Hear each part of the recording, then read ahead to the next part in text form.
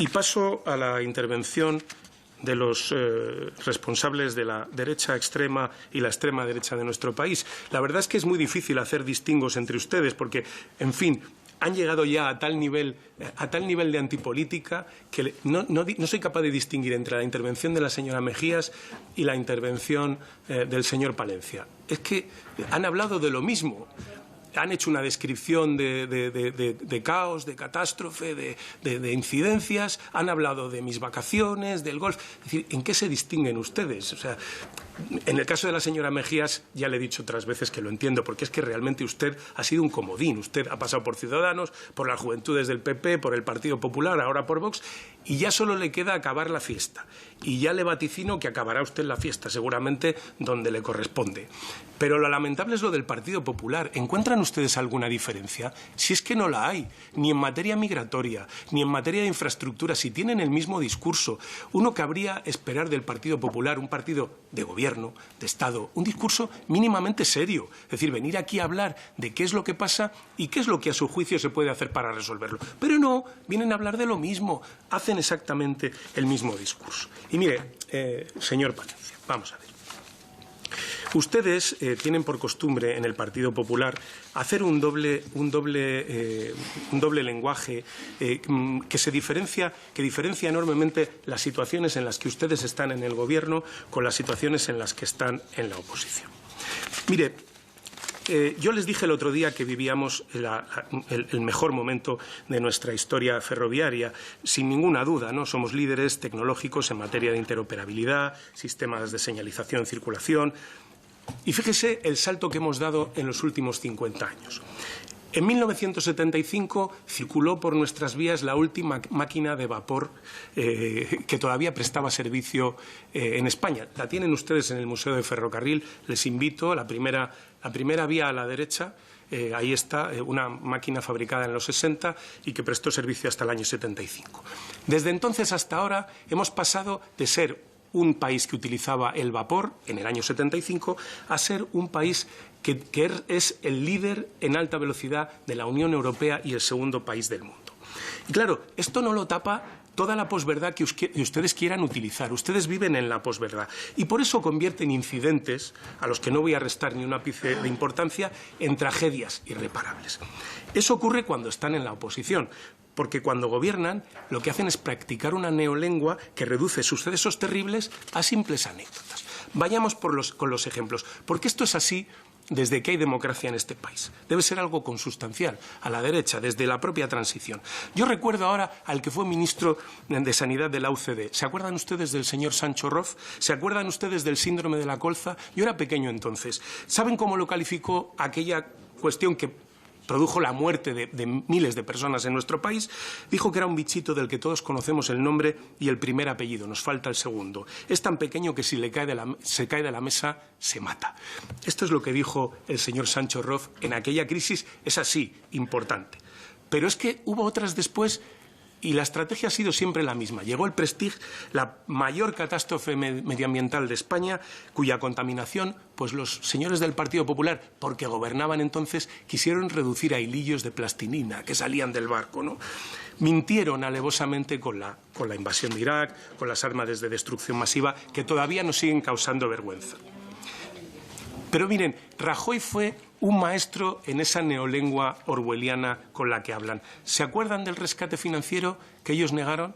Según ustedes era un préstamo en condiciones extremadamente ventajosas, tanto que no aceptarlo hubiera sido del género tonto, ¿no? Ustedes llegaron a llamar, porque esto es lo que hacen cuando gobiernan, ¿no? Cuando no gobiernan, las incidencias son caos. Cuando ustedes gobiernan, la subida del IRPF es un recargo temporal de solidaridad. Crear más impuestos son novedades tributarias. Subir el IVA es cambiar la ponderación sobre la imposición al consumo. La recesión es crecimiento negativo. Los recortes son reformas estructurales. Los despidos son flexibilidad laboral. Así hablan ustedes cuando tienen responsabilidades de gobierno. Pero es que fíjense, no hay que irse tan atrás. Hechos tan dramáticos como la muerte de 7.291 ancianos en las residencias de Madrid por sus protocolos de la vergüenza no solo no merecen su atención, porque al fin y al cabo, y cito a las palabras de la presidenta que vive en un ático pagado con las comisiones de las mascarillas, se iban a morir igual. Así es como ustedes tratan las tragedias. Las tragedias para ustedes son meras anécdotas. Los incidentes son tragedias descomunales, es el caos. Ahora llaman a los incidentes ferroviarios que estamos padeciendo caos. Pero esa afirmación es tan falsa como las profecías apocalípticas que lanzan cada media hora. Este país, según ustedes, debería haberse hundido por la subida del salario mínimo interprofesional, por la mejora de las pensiones, por destinar 30 puntos del PIB a la red de seguridad que establecimos en la pandemia. Este país debería haberse roto por una falla tectónica a la altura del Ebro. Cataluña sería independiente, Euskadi se habría anexionado a Navarra. Esta es la cantinela con la que llevan ustedes 2 décadas, más que Maciel con el la, llevan ustedes con esa cantinela. Los éxitos de España son solo suyos. Si con los socialistas mejora el paro es porque falseamos las cifras estadísticas. Y si crece como ningún otro país en Europa es porque el gasto público es exagerado, lo cual no es sano ni es sostenible. Nosotros tenemos que ser modestos con cualquier avance. Ustedes hablan de sus milagros económicos. Es más, se produce en estos momentos un hecho paradójico, un hecho mágico, que es que, aunque ustedes gobiernan la mayoría de las comunidades autónomas de este país, si se escucha a sus presidentes hablar de la situación de cada comunidad autónoma, es que la cosa es inmejorable. Murcia, todo viento en popa. Andalucía, estupendamente, un fenómeno. Juanma, viento en popa. Galicia, ¡buah! ¿Qué decir de Galicia? Marcha fantásticamente. Valencia, no un cohete.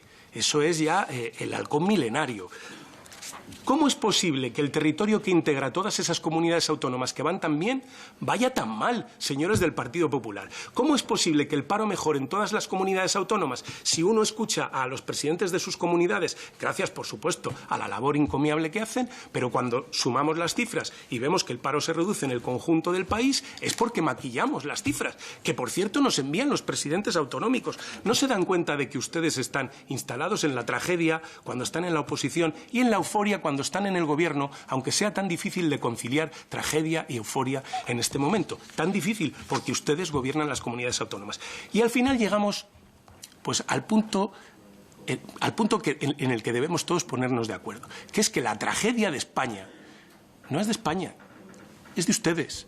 Es que para ustedes no tener el poder es una tragedia, porque consideran que el poder les pertenece, porque consideran que el poder es exclusivo suyo de su patrimonio. Y si ustedes no lo detentan, pues entonces las cosas van tremendamente mal.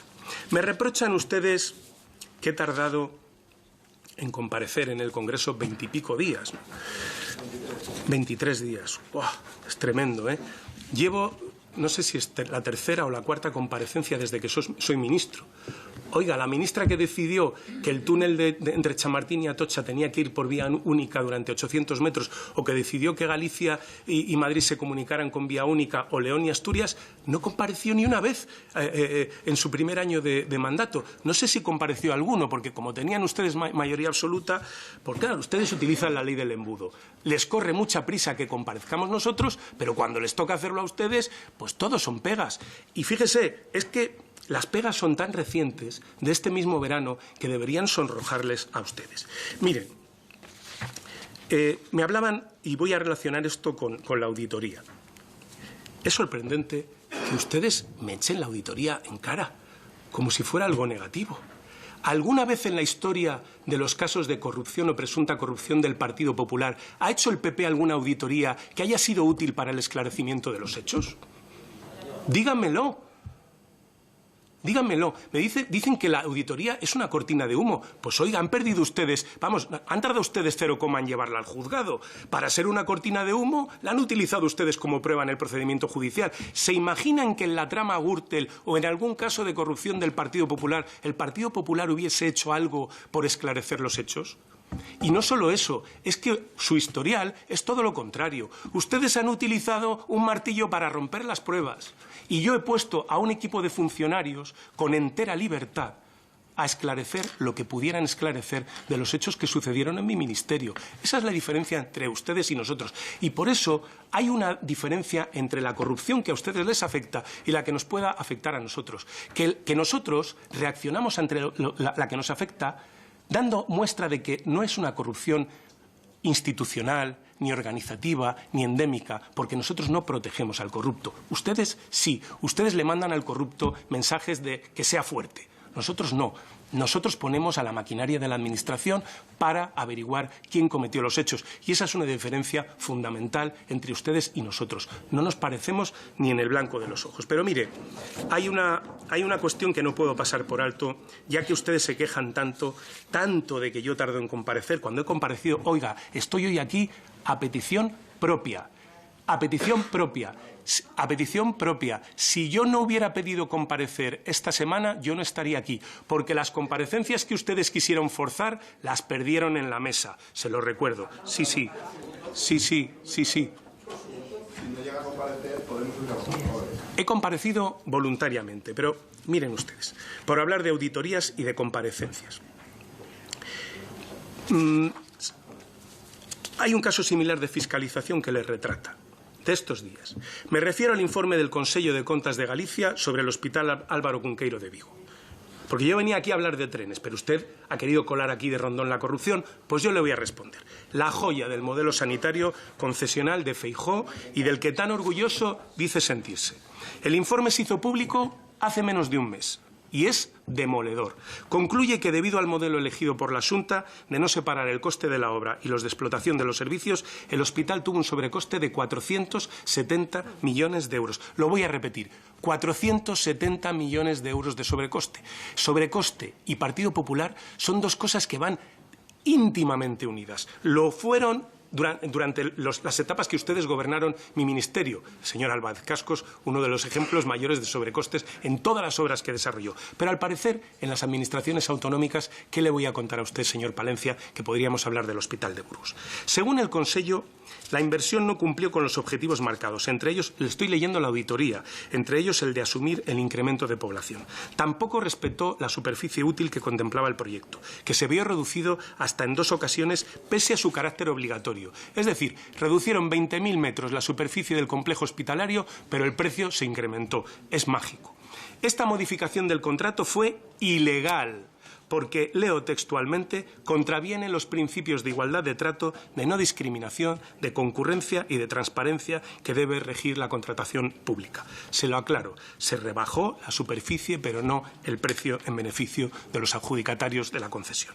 Estamos ante un escándalo descomunal que tiene a un único responsable, su líder, el señor Feijóo, ya preparado para la vuelta al cole, tal y como explicaba el otro día en Instagram desde un parque infantil. Les voy a decir lo que han hecho ustedes ante este dictamen. Nada. Bueno, algo se han hecho. Han usado su mayoría en el Parlamento gallego para impedir que el presidente de la Xunta de Galicia, el señor Rueda, explique lo que para todo el mundo es una gigantesca estafa. Así actúan ustedes y, miren, yo creo que debería darles vergüenza. En cuanto a los trenes, Talgo, que yo no he querido entrar. Yo no les he atribuido a ustedes la culpa de nada. ¿Sabe cuál es el problema, señor Palencia? Que cuando los trenes Talgo se han parado, ustedes me la han atribuido a mí. Y solo faltaba que no. Sí, ustedes, el Partido Popular. Claro, hombre, si ustedes me están pidiendo la dimisión porque los trenes Talgo se paran. Pero, hombre, es que es sorprendente la facilidad que tienen para el olvido selectivo. Es una desmemoria voluntaria que practican y que les lleva a exigir responsabilidades a los demás y de olvidarse de las suyas propias. Se han empeñado tanto en arrojar su pasado por la ventana que se sorprenden cuando el pasado regresa por la puerta principal, que es lo que pasa con estos trenes. Para refrescarle la memoria, me va a permitir que le recuerde algunos hechos que usted ignora deliberadamente. El primero de ellos es incontestable. Fue su gobierno y no el nuestro el que adjudicó a Talgo el contrato de los trenes de alta velocidad.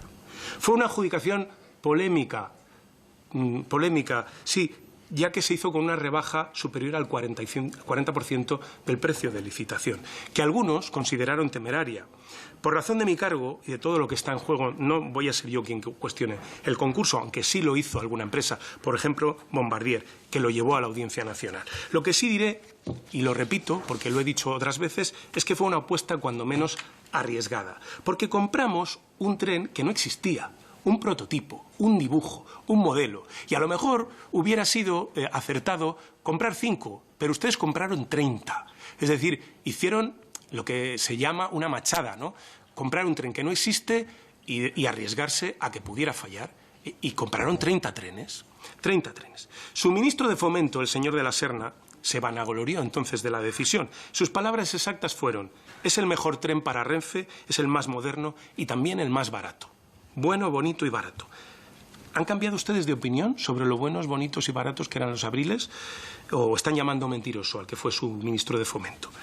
El señor de la Serna, que llegó a ser conocido como el ministro prometedor por todo lo que prometía y nunca cumplía, o como el rey de las infografías, por su costumbre a mostrar gráficos de proyectos que nunca ponía en marcha, fue incluso más allá.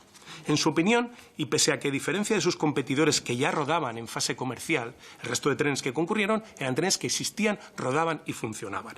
El Abril era un solo prototipo, pero aseguró, atención, que su fiabilidad era muy alta, ya que, según explicó, había sido capaz de recorrer 1,14 millones de kilómetros sin incidencias. Oiga, qué malos somos. Qué malos somos en este gobierno, qué malo era el señor Ábalos, la señora Sánchez y yo, que hemos conseguido que un tren que cuando era un prototipo recorría 1.014.000 kilómetros sin incidencias, ahora no recorra ni 20.000, ni 20.000. En definitiva, y vuelvo a utilizar las palabras del exministro, se había adquirido el tren más moderno al mejor precio y, en su opinión, la fórmula empleada en el concurso abarcaba el mayor número de escenarios con el menor compromiso para Renfe. Pues menos mal. En este punto, señoría, me gustaría formularle una pregunta. Usted me ha hecho un batiburrillo de preguntas que iba usted a una velocidad que era imposible cogerle notas, ¿no? Si el señor de la Serna hubiera seguido en su cargo, ¿habría sido capaz de obrar el milagro de que Talgo entregara a tiempo los trenes, de que estuvieran circulando ahora mismo sin incidencias? ¿O nos pondría aquí otra de sus magníficas infografías? Mi responsabilidad, señor Palencia, es la de resolver problemas que no he creado, porque ni adjudiqué el concurso ni me dedico a fabricar trenes. Y tengo que hacerlo defendiendo el interés general y el de Renfe, pero sin socavar el prestigio de la industria ferroviaria española que estoy defendiendo en este momento y que es absolutamente estratégica. Por eso, en defensa del interés general, se han reclamado al fabricante las correspondientes indemnizaciones por el retraso en la entrega de los trenes y por las incidencias que hemos vivido. Y al mismo tiempo hemos movilizado a los mejores profesionales de Renfe para que colaboren con Talgo en la resolución de las deficiencias que se han detectado. ¿Habrían hecho ustedes algo distinto? Díganoslo. ¿Cuál es la alternativa que usted plantea? Mi opinión sigue siendo que el Abril es un gran tren y que una vez superada esta fase, su puesta en servicio nos va a permitir distribuir mejor los recursos ferroviarios y dará un mejor servicio a los usuarios.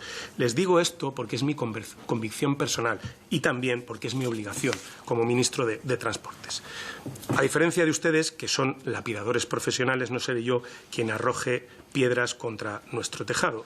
Insisto en lo que decía antes, es la imagen de España y la de la industria lo que está en juego. Y concluyo dando respuesta a su petición de dimisión. Mire, yo cuando llegué al Gobierno, lo primero que me dijeron es que la petición de dimisión puntuaba. Si era de Vox, puntuaba doble. Pues hoy salgo de esta comparecencia con 3 puntos. Sigan ustedes pidiendo mi dimisión, que no hacen ustedes otra cosa que apuntalarme en mi posición. Yo voy a seguir trabajando por los ciudadanos de este país, supliendo las carencias de una red ferroviaria de la que son responsables directísimos ustedes, que ahora alzan mucho la voz y se rasgan mucho las vestiduras, pero que cuando les tocó arrimar el hombro, invertir en nuestros servicios públicos, no lo hicieron. Y de esos polvos, estos lodos. Nosotros seguiremos trabajando y seguiremos dando explicaciones, como he hecho hoy aquí, por tercera o cuarta vez desde que soy ministro, las veces que haga falta, porque yo sí tengo argumentos para comparecer aquí y explicarme. Se ve que el presidente de la Xunta de Galicia no ve de qué manera puede explicarles a los gallegos y a las gallegas cómo un hospital que tiene 20.000 metros menos de superficie de los que estaban previstos ha costado 476 millones de euros más. Lo entiendo. Es decir, el que calla, el que no da explicaciones, es evidente que es porque no puede. Yo, como puedo, vendré a dar explicaciones todas las veces que se me soliciten. Muchas gracias.